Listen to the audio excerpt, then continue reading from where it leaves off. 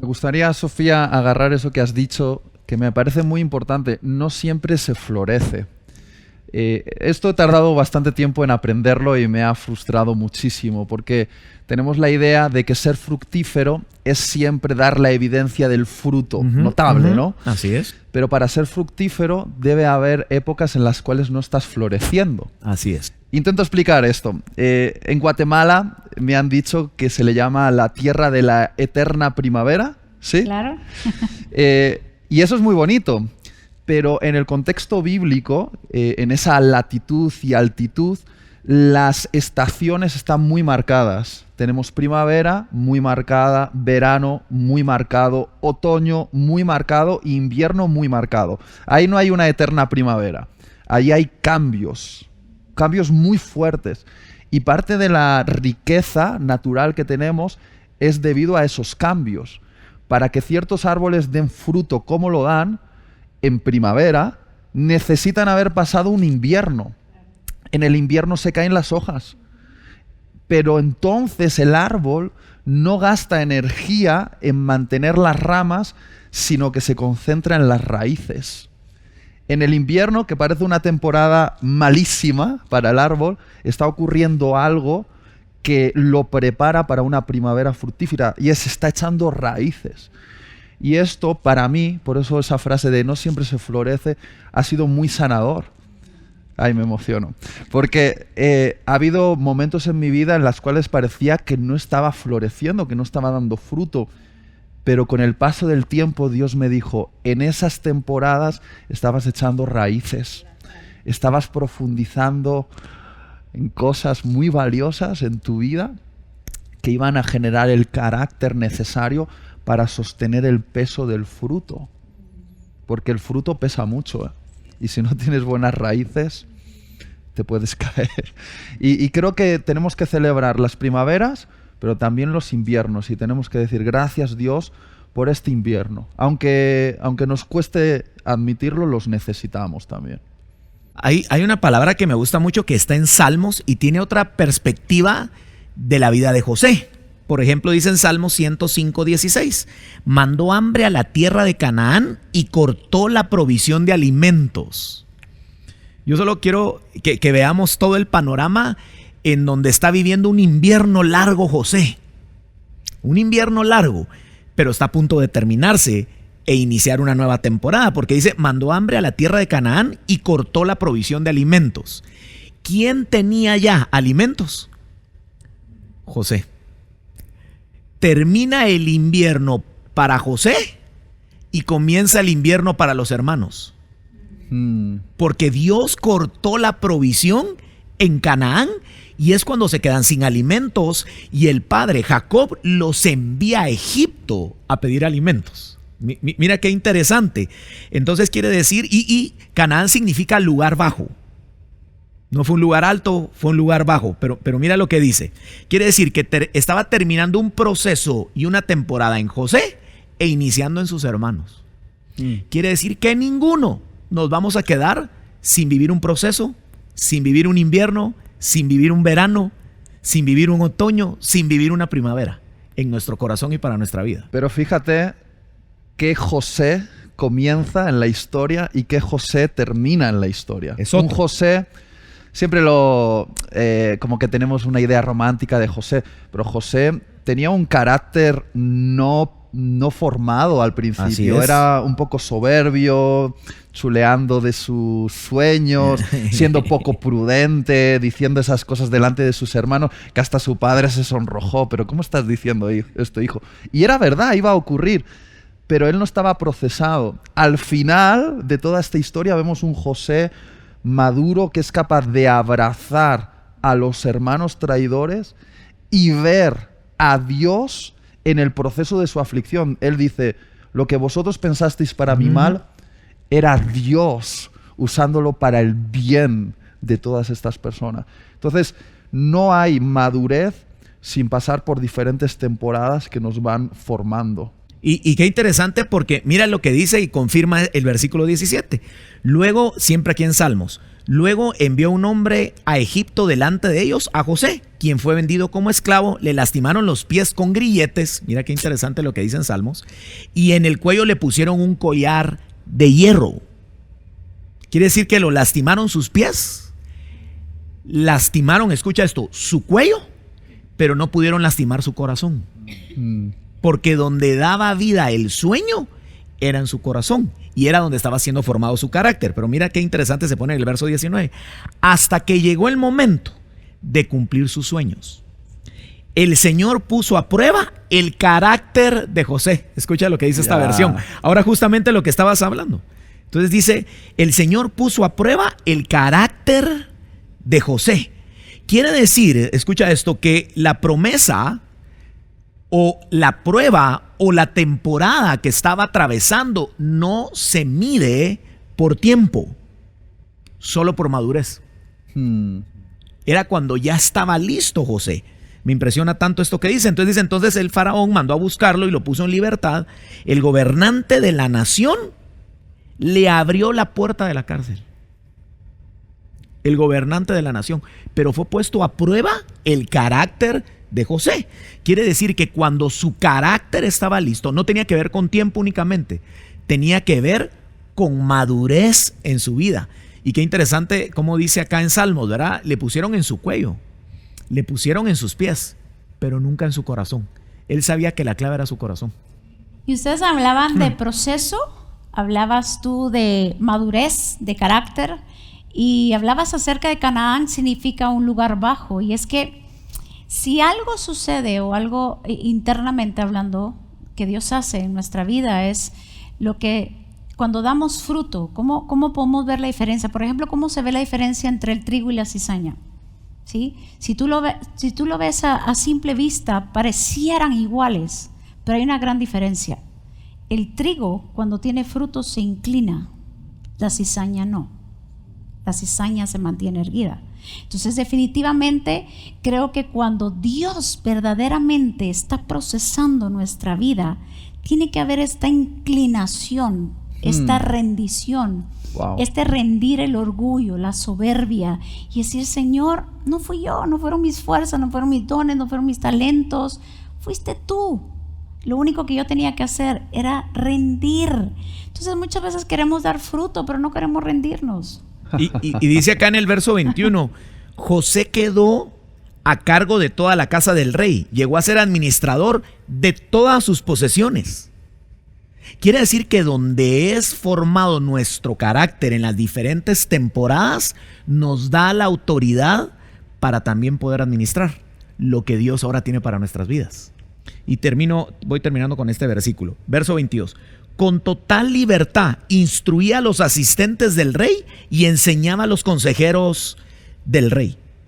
Quiere decir que el salir de diferentes temporadas, diferentes procesos en nuestra vida, nos da el corazón correcto para poder enseñar no únicamente con lo que decimos, sino con el fruto que damos.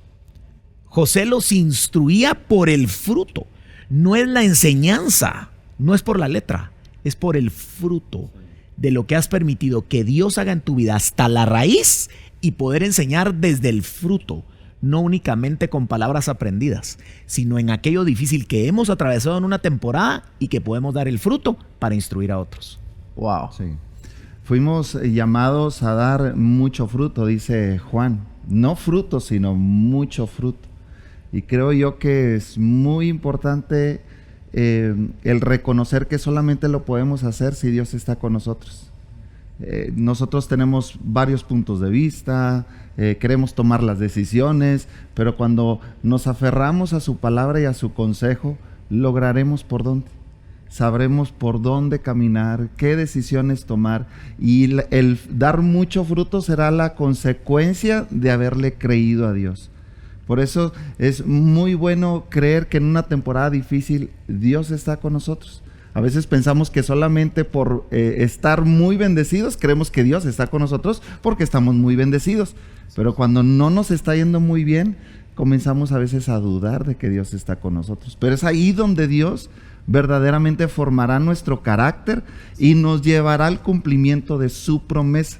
Por eso lo más lindo es creerle a Dios en todo tiempo para dar mucho fruto. Sí, así es. Y no solo creer que Dios está con nosotros en las temporadas difíciles, sino también estar dispuestos y conscientes de que vamos a pasar por esas temporadas difíciles, porque finalmente, como decía el pastor, son esas temporadas difíciles las que nos estarán preparando para recibir lo bueno que Dios quiere traer a nuestras vidas. Es como cuando el pueblo de Israel salió de Egipto, tuvo que pasar por un desierto para llegar a la tierra prometida. Y tal vez si les hubieran preguntado, hubieran preferido no pasar por el desierto. Yo creo que a todos, si nos preguntan, decimos, no, quiero evitarme el desierto y llegar a la promesa. Pero realmente perdemos de vista que es el desierto, el que nos prepara para disfrutar de la promesa. Entonces, entender que hay una temporada, a mí me encanta Jeremías 29:11, donde dice que Dios sabe los planes que tiene para nosotros. Él sabe que ha planeado un futuro lleno de bienestar. Entonces, si en medio de una temporada o de un tiempo difícil creemos que lo que viene es lo bueno que Dios ha planeado para nosotros, eso nos va a mantener firmes, eso nos va a mantener desde una perspectiva de fe que nos lleve a poder disfrutar de lo que Dios ya traerá a nuestras vidas. Tengo una imagen que me ha venido a la mente por dos cosas que habéis dicho. Tú has hablado de vestimentas de temporada y tú has hablado de los grilletes de José. Claro, José tuvo varias vestimentas a lo largo de las diferentes temporadas, la túnica de colores de su papá, después llevó probablemente la ropa de un siervo en la casa de Potifar, luego la ropa sucia de un encarcelado y finalmente terminó llevando ropa real en el palacio de Faraón. Pero hubo un momento donde José se desnudó. Y es cuando se encuentra con sus hermanos en ese momento de la reconciliación. Ellos no le reconocen por cómo estaba vestido. Además, en Egipto se vestían de manera muy pomposa. Y se pintaban también. Se pintaban. Y dice que él se desnuda delante de sus hermanos. Y la imagen que probablemente tuvieron que ver sus hermanos fue el cuerpo de un José que tenía cicatrices, marcas de los grilletes que durante años estuvieron presionando su cuerpo. Es decir, había marcas en su cuerpo del proceso. ¿Y por qué digo esto? Y esto es específicamente para gente que lidera a otra gente. Creo que enseñamos más, no con nuestras palabras, sino mostrando nuestras cicatrices. Porque todos sabemos hablar y todos podemos escuchar lo que otro ha dicho y duplicarlo. Y esto se ve mucho hoy en día. La gente escucha muchas predicaciones por YouTube, se las aprende de memoria y las repite. Pero hay una enseñanza que no se puede dar si no la vives. Es la enseñanza de tus propios procesos. Y es cuando se predica delante de tu gente que estás discipulándola, mostrándoles tus propias cicatrices. Porque no hay mayor autoridad para hablar a las heridas de una generación que mostrarles tus propias cicatrices. Les dices, mira, yo estuve aquí, viví esto, Dios me sanó y por su gracia ahora soy lo que soy. Y muchos líderes maquillan sus cicatrices porque piensan que la autoridad es mostrarse como gente que no ha vivido dolor. Pero puedo aseguraros que la mayor autoridad que uno puede tener es decirle a otro, entiendo tu dolor. Yo también estuve ahí, yo también tuve un momento de sufrimiento. El mismo Cristo, pudiendo elegir su cuerpo resucitado, glorificado, sin ninguna cicatriz, se me ponen los pelos de punta. Está liderando a su iglesia con las marcas de lo que él vivió. Y todavía hoy, en su cuerpo glorioso, nos las deja ver. Eso es impresionante. Eso a mí me toca mucho porque dice que nosotros cuando veamos a Jesús vamos a ver las marcas de los clavos. O sea, renunció eternamente a su cuerpo transformado, dejarlo con marcas. Eternamente renunció a eso para decirnos, miren, estas son las marcas de lo que me tocó vivir en una temporada para que nuestras temporadas nunca estuviéramos solos y nos recordáramos que Jesús pagó el precio por ellas. Para recordarnos, voy a estar con ustedes. Nunca los voy a dejar, por difíciles que sean las temporadas, porque Jesús nunca nos dijo que todo iba a ser fácil.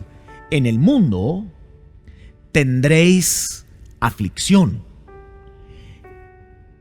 Y creo que durante mucho tiempo la iglesia se dedicó a decir, bueno, vas a estar bendecido, vas a estar bendecido, vas a estar bendecido. Y de repente viene una crisis mundial y una pandemia. Y la iglesia no sabía cómo reaccionar.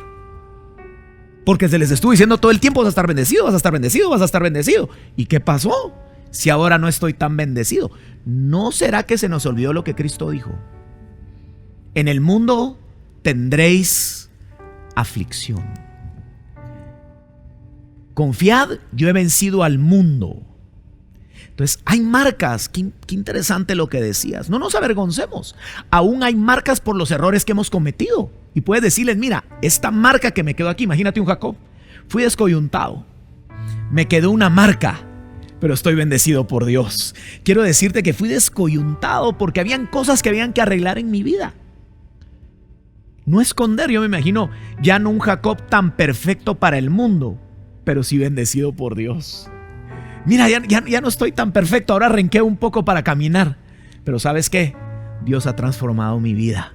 Entonces, aún si hay cicatrices, no las sigas maquillando. Dile, mira esto me pasó cuando me aparté de Dios. Esto me pasó por cometer un error. O esto me pasó en una temporada difícil. Pero esto me recuerda que Dios me sostuvo en esa temporada, que Dios me perdonó, que Dios me sanó, que Dios me libertó, que Dios no me dejó.